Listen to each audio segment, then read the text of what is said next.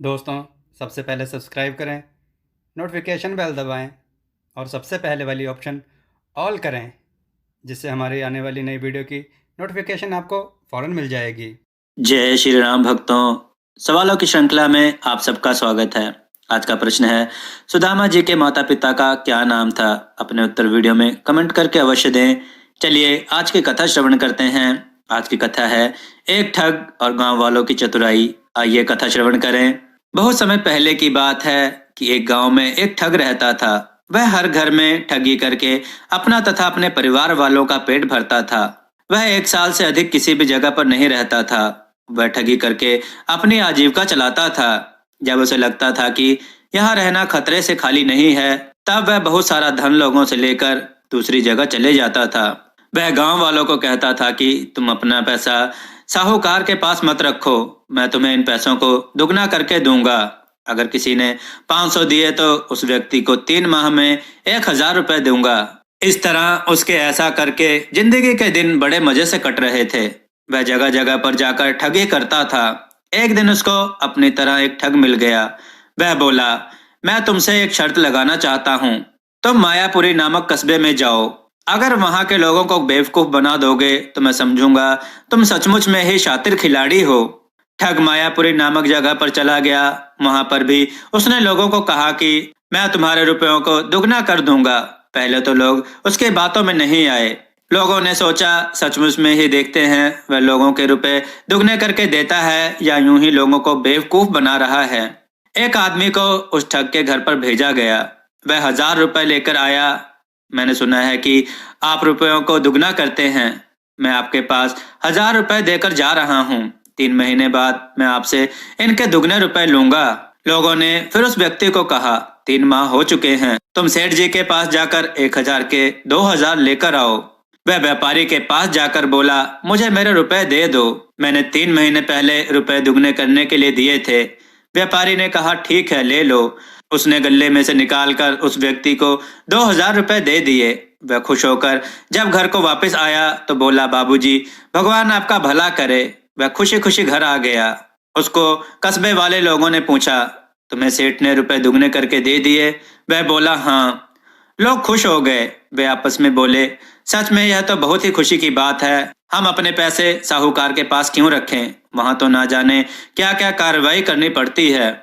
अपने रुपए इन सेठ जी के पास ही जमा करवाएंगे। लोगों को नकली सेठ बनकर उन गांव वाले लोगों का सेठ ने विश्वास जीत लिया। लोग उसके पास रुपए जमा करवाने आने लगे। इस तरह 6 महीने व्यतीत हो गए। एक दिन एक आदमी दुकान पर गया और बोला, सेठ जी, मैंने आपके पास 2000 रुपए दुगना करने के लिए दिए थे। मुझे पैसों की सख्त जरूरत है, मुझे दे दो। सेठ बोला, 1000 रुपए मैं तुम्हें अभी दे सकता हूँ, किंतु पूरे पैसे लेने हैं तो कल आना। दूसरे दिन जब वह अपने रुपए मांगने गया तो वह सेठ बोला, देखो भाई, इस बार मेरा भी व्यापार मंदा चल रहा है, अगले हफ्ते लेकर जाना। वह उसको हर रोज टालता रहा। लोग घबराने लगे। उन सब ने ना जाने उस सेठ के पास अपने कितने रुपए इकट्ठे करके दिए थे। कुछ लोग तो उसके पास लालच करके 5 लाख, 10 लाख, कई कई तो 20 लाख रुपए जमा करवा गए। उन्होंने सोचा इसके दुगने पैसे मिल जाएंगे। वह सब लालच में आकर अपने पैसे दुगने कराने के लिए उसके पास जमा कराने लगे। कुछ दिन तो उसने उनके रुपए दुगने करके दिए। जब उसने उनका विश्वास जीत लिया तो वह उन्हें टालने लगा। गांव के सभी लोगों ने एक जगह मिलने का वादा कर लिया। उनको पता चल गया था कि वह लोगों को मूर्ख बना रहा था। वह अपना व्यापार उनके पैसों से आगे बढ़ा रहा था। लोगों को उसके करतूत पर बहुत गुस्सा आया। गांव के एक बहुत ही चतुर व्यक्ति ने उन लोगों को राय दी कि तुम इस तरह से करना। उसने समझा बुझाकर एक आदमी को सेठ के पास भेज दिया। वह आदमी जब सेठ जी से रुपए मांगने आया तो दुकान पर जाकर बोला, सेठ जी, मेरे घर पर जरूर आना, मेरे बेटे का जन्मदिन है, आपको मेरा निमंत्रण है। सेठ सोचने लगा कि ठीक है, इसके घर पर जरूर जाना चाहिए। बेचारा घर पर आकर अपने बेटे के जन्मदिन का निमंत्रण देने स्वयं चलकर मेरे घर पर आया है। वह उसके घर पर चला गया। जैसे ही वह सेठ उस आदमी के घर बताए पते पर पहुंचा, दरवाजे पर दस्तक दी, उसको अंदर से रोने की आवाज आई। उसने अंदर जाकर देखा। वह आदमी सेठ से बोला, सेठ जी, मैंने अपने बेटे के जन्मदिन के लिए रुपए इस मटके में रखे थे, ना जाने चोर कब इसे चुरा कर ले गए। हम अपने बेटे का जन्मदिन कैसे मनाएंगे? मेरी पत्नी तो रो रो कर बेहोश हो गई है। वह मुझसे कह रही है कि साल में एक बार तो मेरे बेटे का जन्मदिन मनाते हैं, वह भी हम मना नहीं सकते। कुछ रुपए आपके पास जमा किए थे, कुछ रुपए चोर चुरा ले गए, अब हम क्या करें? सेठ जी उनको रोता हुआ देखकर बोले, रो मत, तुम अपने बेटे का जन्मदिन जरूर मनाओ। उसने अपनी जेब से 4,000 रुपए निकाल कर दे दिए। पति ने अपनी पत्नी को चुपचाप इशारा करते हुए मुस्कुराते हुए कहा, देखा भाग्यवान, हमने अपने पैसे इस सेठ से कैसे वसूल कर लिए। व्यापारी उस आदमी से बोला, मैं चलता हूँ, तुम्हारे घर में फिर कभी खाना खा लूंगा, आज मुझे कोई जरूरी काम याद आ गया है। जैसे ही व्यापारी गया, पति अपनी पत्नी से बोला, उसने सोचा होगा यही हमें मूर्ख बना सकता है, हम गांव वाले इसकी चिकनी चुपड़ी बातों में आने वाले नहीं हैं। आज मैंने तो अपने रुपए इससे वापस प्राप्त कर लिए, इस तरह लोग किसी न किसी तरह से रुपए वापस प्राप्त कर लेंगे।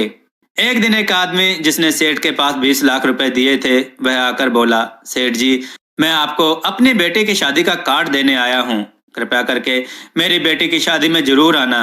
व्यापारी सोचने लगा, कहीं पर यह भी तो मुझे बेवकूफ तो नहीं बना रहा है। बाद में उसने सोचा, लड़की की शादी में भला यह मुझे क्यों झूठ बोलेगा। वह उसकी बेटी की शादी में पहुंच गया। जैसे ही शादी समाप्त होने वाली थी, लड़की और लड़के फेरे के लिए जा रहे थे, तो लड़के वालों ने लड़की वाले से मांग रखी कि अगर आप मुझे 20 लाख रुपए नहीं देंगे तो हम तब तक बारात लेकर नहीं जाएंगे। हमने अपने बेटे की पढ़ाई में 20 लाख रुपए खर्च किए हैं, हम तुम्हारी बेटी के साथ शादी तभी करेंगे अगर आप हमें 20 लाख रुपए देंगे। यह सुनकर वह व्यक्ति और उसकी पत्नी फूट फूट कर रोने लगे, हमारे पास 20 लाख रुपए कहाँ हैं? हम बड़ी मुसीबत से यह रुपए उधार लेकर शादी कर रहे हैं। मैंने उस व्यापारी के पास 20 लाख रुपए इकट्ठा करके दिए हैं। किसी ने भी जब उसे रुपए नहीं दिए तो उसने अपनी पगड़ी लड़के वालों के पैर पर रख दी। यह सब उस व्यापारी से देखा नहीं गया। उसने कहा, रुको। उसने अपने घर पर अपने नौकर को भेजा और 20 लाख रुपए लाने को कहा। उसका नौकर 20 लाख रुपए लेकर आ गया।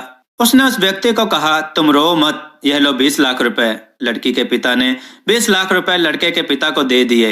लड़की वाले बहुत ही खुश हुए। लड़की का पिता हंसकर चुपचाप चुपके से अपनी पत्नी से बोला, देखा, मैं भी मूर्ख नहीं बना, मैंने अपने 20 लाख रुपए सेठ से प्राप्त कर लिए। मैंने उसे झूठ मूठ में ही कहा था कि मेरी बेटी की शादी है, ना मेरी बेटी की शादी थी। यह सारे आदमी तो मैंने रुपए देकर खरीदे थे। कुछ मेरे रिश्तेदार थे जिन्होंने मेरा साथ दिया था, तभी मैं अपने 20 लाख रुपए इससे लेने में कामयाब हो सका। गांव वाले लोग खुश हो गए। हम सबको भी उस व्यापारी से जल्दी रुपए लेने की योजना बनानी होगी, जिससे सांप भी मर जाए और लाठी भी ना टूटे।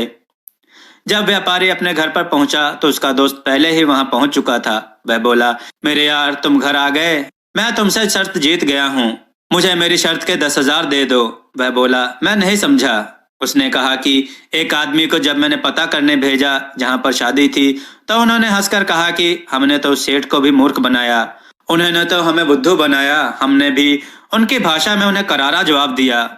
हमारे गांव में इतनी हेरा फेरी नहीं चलेगी। व्यापारी के घर के पास ही एक बड़े वैद्य की दुकान थी। उस दुकान में वह व्यापारी अपना इलाज करवाता था। उस दुकान के वैद्य के साथ उस व्यापारी की खूब पटती थी। वह उसका दोस्त था। जब कभी भी उसकी पत्नी बीमार होती थी तो वह उस वैद्य के पास उसे ले जाता था। एक दिन सारे गांव के लोग मिलकर उस वैद्य के पास जाकर बोले, वैद्य जी, आपको यहाँ दुकान खोले इतने साल हो गए, यहाँ पर आकर आप यहीं के निवासी हो गए हैं। हम सब आपके पास एक विनती लेकर आए हैं। अगर आप आज हमारा साथ देंगे तो हम समझेंगे कि आप कहीं ना कहीं हमारे हितैषी हो। हम आपको बता दें कि इस व्यापारी को आए हुए यहाँ 6 ही महीने हुए हैं। यह लोगों को रुपए दुगने करने का वादा करता है। लोग इसके पास रुपए दुगने करने के लिए जाते हैं। कुछ दिन तक तो यह लोगों को रुपए दुगने करके देता रहा। इसने लोगों का विश्वास जीत लिया। लोग इस पर आंख मूंद कर विश्वास करते हैं। बेवकूफ लोग नहीं जानते थे कि यह कितना बड़ा ठग है। वह लोगों को बेवकूफ बनाकर उनसे धोखाधड़ी करता रहा। वैद्य जी, अगर आप हमारा साथ देंगे तो हम समझेंगे कि आप जैसा देवता पूरे कस्बे में कोई नहीं है। आपको हम इस नेक काम के लिए 30,000 रुपए देंगे, आप हमारा साथ देना।